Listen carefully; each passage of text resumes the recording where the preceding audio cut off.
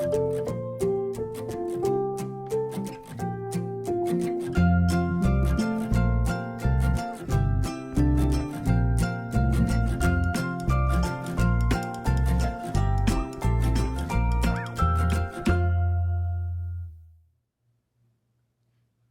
kindergartners is a daunting task, even for the most veteran of teachers. Hi, I'm Jill Broder from Jill Broder's Tutoring Center and the Broder Academy. We have chosen to use K12 materials for our academy because they are so easy to use and the curriculum is so great. I'm going to be unboxing the kindergarten curriculum today. It is the most daunting of all of the curriculums because there is so much involved in it and so many hands-on materials that you want to use with your students. So here we go. As with all K12 materials, the packing slip will be on top. They gave you squares to check off as you unbox each item in the box. The items are not listed in order on the slip. So the first thing that they put on top are the reading books for the year. The first reading book in the box is Mike Mulligan and a Steam Shovel. I'm sure many of you remember reading this as a child. The next thing is a point chart for you to hang on your child's wall or door and the stickers that go with it. This is very, very motivating for students.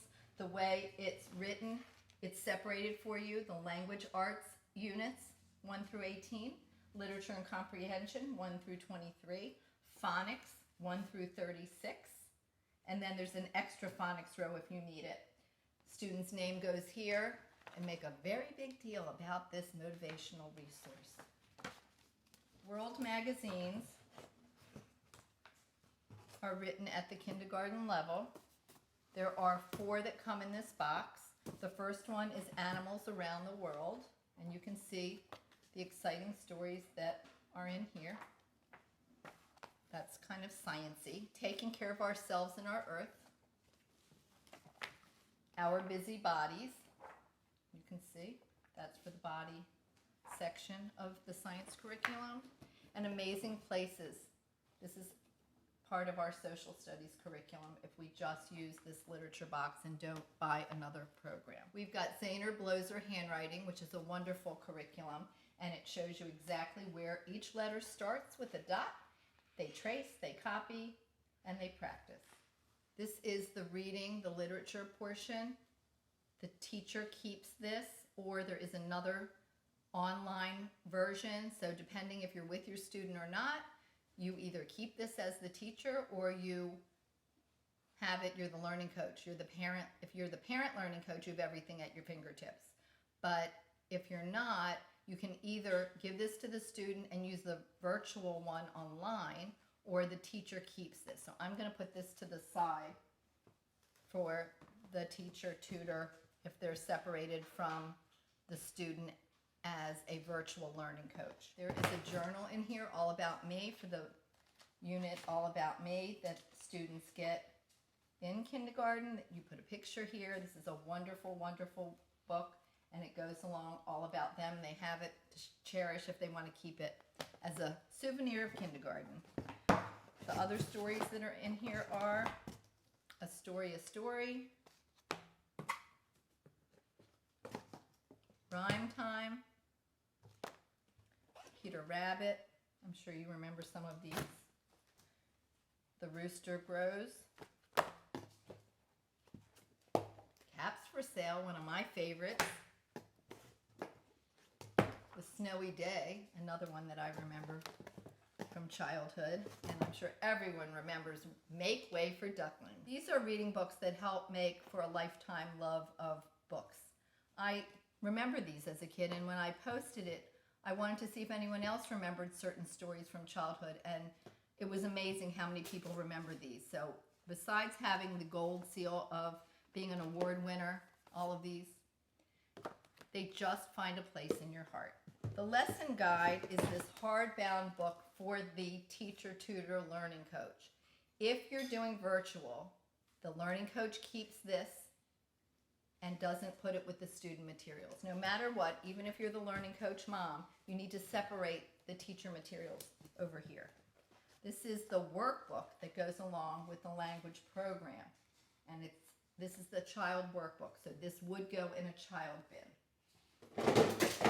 Could get something like this and put the children's books that they're going to be working on that week in the bin. So I would put the journal, the language book, whatever reading book you're going to read that week. We'll just put caps for sale right now. And then whatever world book you're going to use. There are two more stories here, A Chair for My Mother and Tiki Tiki Tembo. That's another one I remember. I don't know if you do. And lastly, you're going to get the teacher book that says Book 2. That is for the second half of the year, the academic year. So I put this away in a closet somewhere.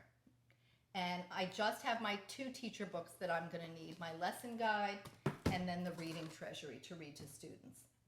So that goes for the teacher. This one gets put away. And that's everything in this first small box. But in the literature program, the language arts, you have this big box still to open. So let's see what's in there. Believe it or not, all of this is in the small box that you get from K12 kindergarten. You will receive a small box and then a very large box. This is box 1, and you unpacked it and you checked off all of your materials as you went to make sure everything is in here that needs to be in here. Now we're going to move on to boxes 2 and 3. Teaching kindergarten can be very overwhelming because there are a lot of materials that you need to sort out. Box number 1 we already unboxed. In here was all of the language arts, readers, magazines, lesson plan books, everything for the learning coach and the student. Box number 2 I've labeled here is this small box. It's got all of the phonics books in it, the readers.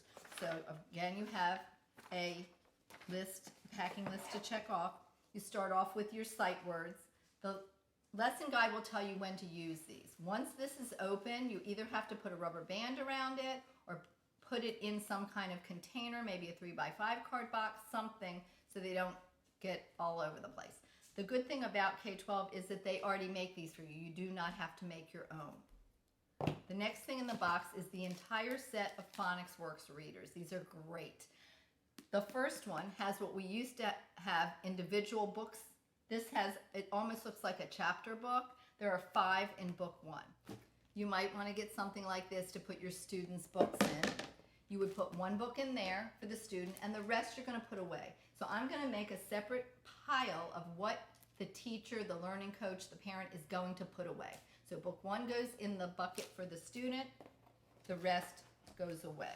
Same thing with the sight word cards, they get put away except the ones you're using that week. In here you've got your phonics workbook. That is the student's workbook. Again, that's going to go for the student in the student bin that they're going to be able to use every single day. The lesson guide is for the parent. It tells you exactly what materials you need each day or each week. You put them together, you put them in your student bin, and then you're ready for that week. Everything else gets put away. This goes in the teacher pile. This says Phonics Works Assessments. That is the test book that you're going to give your student after every unit. That's for the teacher, and that gets put away until we need it. Lastly, the phonics lesson guide. This tells you exactly what to do. This says book 2. Book 2 is for the second half of the year. So that really gets put away because we don't need it until the second half of the year.